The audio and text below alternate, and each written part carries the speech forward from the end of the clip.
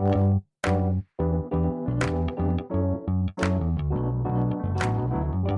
by Riverside.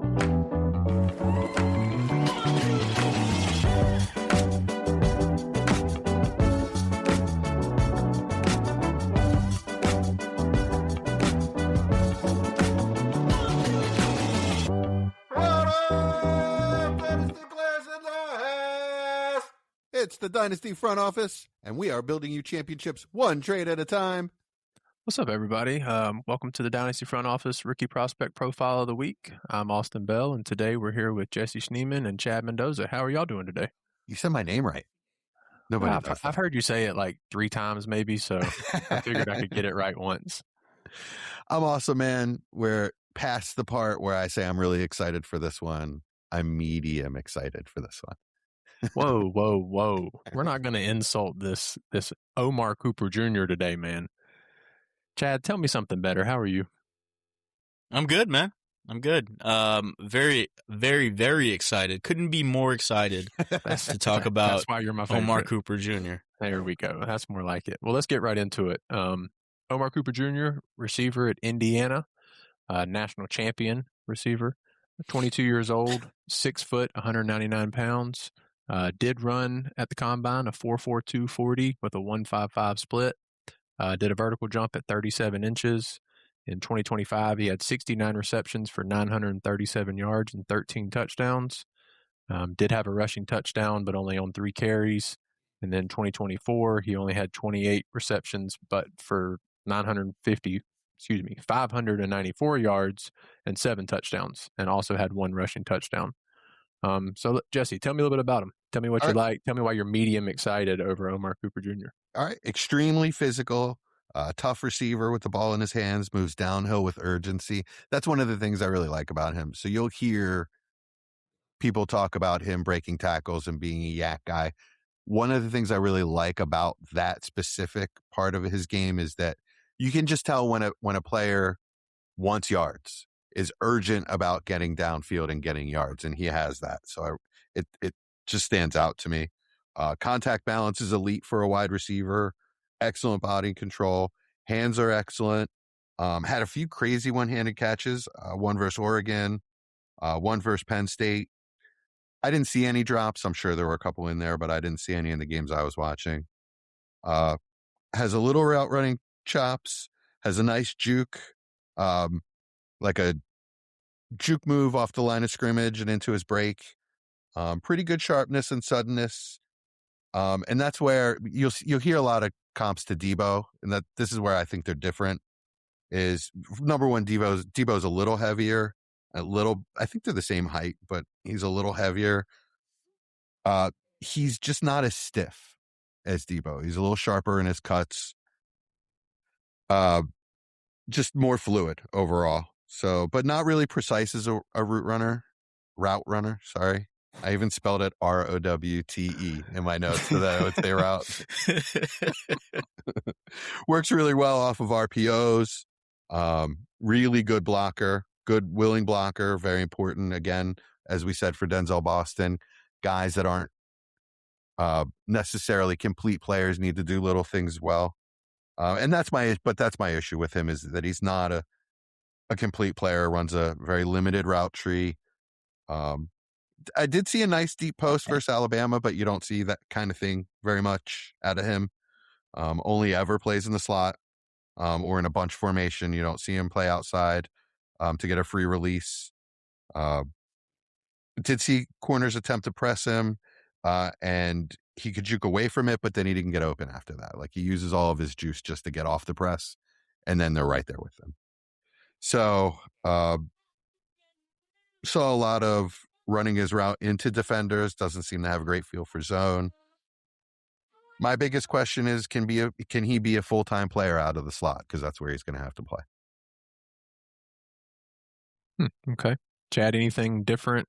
Anything stuck out from what Jesse said, or you just want to go ahead and go into your analysis that isn't mediocre like Jesse? I don't think he's going to be a slot-only player. I think there's probably a little bit more versatility there. I think there's going to be a little bit more development that has to happen, but he wins in all areas of the field. The efficiency metrics are absolutely off the chart. Everything he does from a blocking perspective is really nice to see as well.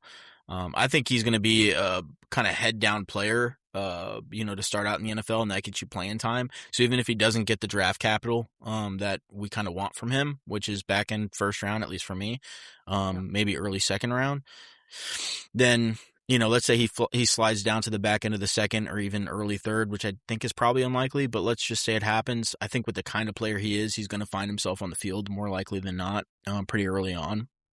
But as far as the kind of player he's going to be, I think he's going to have some versatility to him. I think he's going to player that's going to be used all over the field, in the slot and out of it. He's able to get deep. His intermediate routes is probably my favorite thing about him, to be honest. Yeah. I agree with that. And I'm really, really, really excited about, what he does versus zone coverage. I mean, you talk about a zone beater, a guy that just knows what he's doing on offense. Omar Cooper's that guy. He's one of my favorite players in the draft. He's been, as the process has gone on, he's been slowly going up my board personally. Yeah. I like him. I just think he's a specific type of player and that he's going to have to go to the right coach, or I'm not going to trust it. I'm gonna battle you back a little bit here, Jesse. So, just to give you, obviously, I'm assuming you watched the 25 tape. Yes. So you are correct.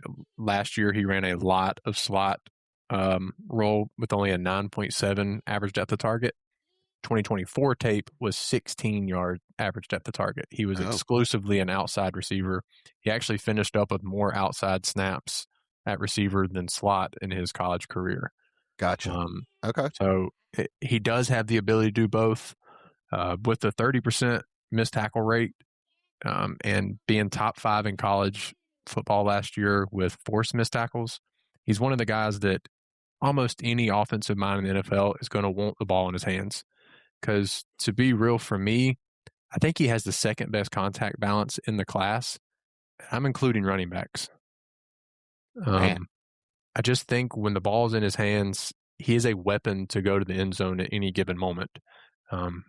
Obviously, he doesn't have the elite track speed that you want to see out of like a Gibbs with the ball in his hands, but I think he has the ability to get that 15 to 30-yard play consistently, and that's why you're going to see it. I had a pretty off-the-wall comp. I know a lot of people say Debo. I'm actually going with another San Francisco receiver with Brandon Ayuk. I think he's that type of player.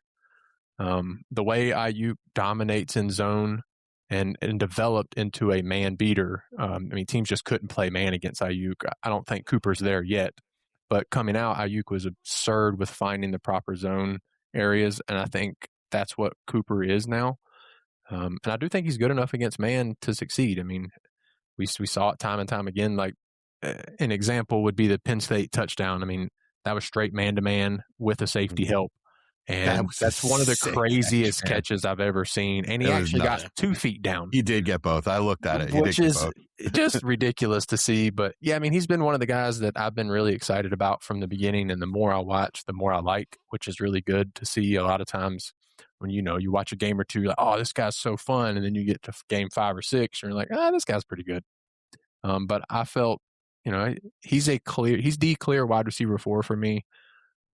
But in this class, he isn't the tier breaks ahead, so landing spot can adjust that.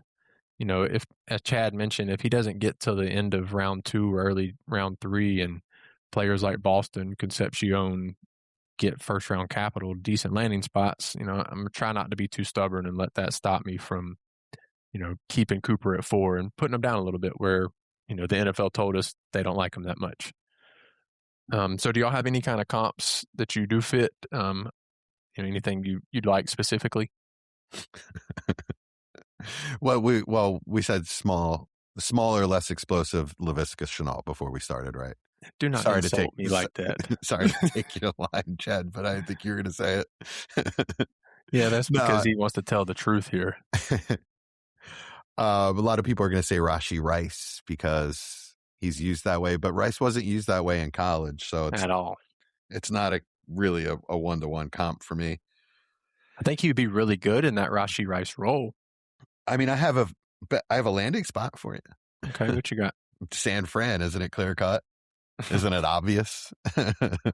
If he goes to San Fran in the first round, I'll take him at 106. Yeah, it's going to be hard not to. You want to hear something crazy? Of course.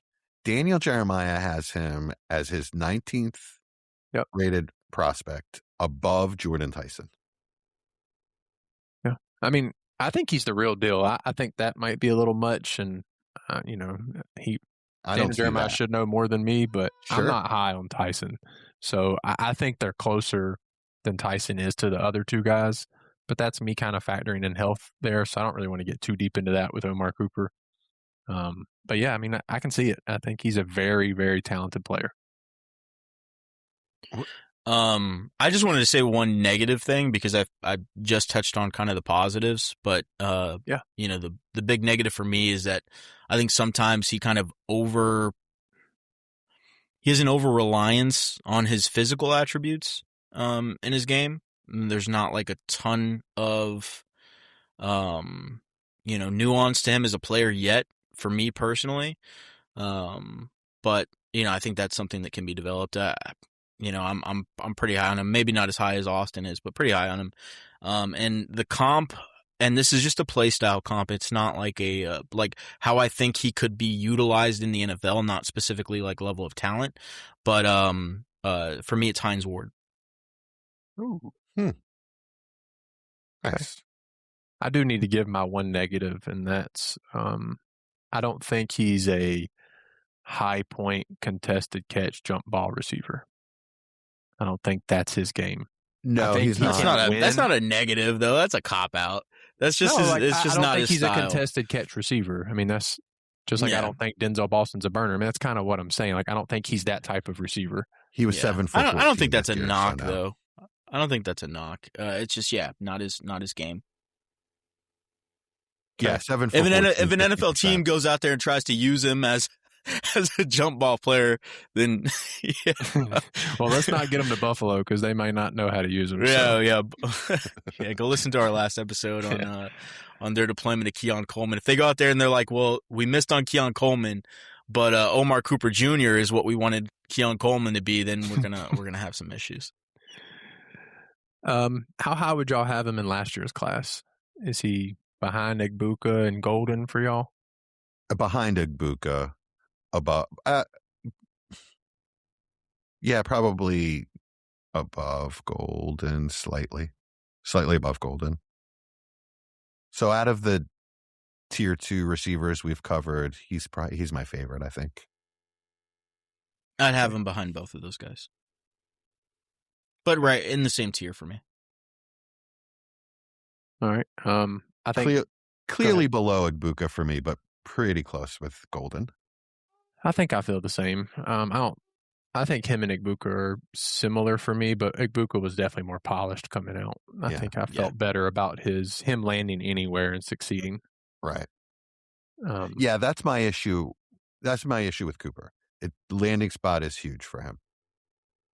Although he works well off of RPO, very well off of RPO. So Tennessee would be interesting. Like, I keep asking myself, would this player be good in Tennessee? That's kind of like, is he landing spot proof? Would he be good in Tennessee? Is sort of my question. I think Tennessee is going to be a pretty different from what we've seen from them lately. Yes. I mean, I think completely different. They're going to need weapons, though. Yeah. Of course they're going to need players, but I think Dayball's offense is pretty player friendly. Maybe not, initially, but I think they're going to be a pretty pass happy offense. So if he does go to Tennessee, I'd be fairly excited. I think you're going to see a ton of RPO with Dayball in Tennessee. I'm cool with that. You think they're going to run a ton of RPO with Cam Ward? Mm-hmm. I do. That would be definitely interesting. Yeah. I hope not. I mean, he's not like a dynamic runner, so it's going to be a different look, but I do think they're going to run it. Okay. Well, Yeah, I hope not as well. But Jesse, you said you'd be comfortable up to the 106. Chad, where are you at in rookie drafts? Let's assume he gets late first or early second round capital. Late first, early second. Probably 108 is where I'd have him. 108, 109. Okay. Yeah, It's probably going to end up being a little bit above consensus, I think. I'm curious to see where consensus ends up, because as much as I like him, to be honest, here in what we would call a normal rookie draft, I think he's an early second. Yeah, I think he's that talent of player. I mean, I'm a huge fan of him in this class, but I think you're normally looking at like the 201 to 204 kind of range for this type of player. So, it's really going to depend on the running backs with these guys, and then of course, like the draft capital is big, but the running backs are going to be huge if we get, 2 running backs with first round capital, or get 2 or one with first round, one with early second, or 2 with second round capital. Period. Then it's going to be really interesting because 3 running backs could potentially be going in the first and pushing down some wide receivers because the class is just loaded. Yeah, that would be wide exciting. Receivers. Sure. Yeah, I could see that. Yeah, I would definitely enjoy that a lot more. Cool. Anything else, guys, on Omar Cooper Jr.? Let's just empty the notes. I did just look it over. No, I think that's it. My biggest concern, like I said, is he's not a complete receiver. He's not a precise player. So a little more polish. I'm going to have to go back and look at 24 tape now that you said that, because that was my biggest criticism, is that I thought he was a slot only player because that's all I saw him do. Yeah, with them having Becker and Surratt last year, they didn't have to have him on the outside. Mm-hmm. So that's why they played him on the inside, so he could see the field consistently. Yeah, it makes sense with Surratt. He's huge. Yeah, and Becker's probably the best receiver on the team. So, right on. Cool. All right, guys. Well, this is Dynasty Front Office rookie prospect profile for Omar Cooper Jr. Tune in next week for Ty Simpson and Mike Washington. Ladies and gentlemen, welcome to the front office. The lights are low, the boards are lit, and the dynasty clock is ticking. From the heart of the startup draft to the championship throne, one crew rules the long game. Give it up for the undisputed architects of empire.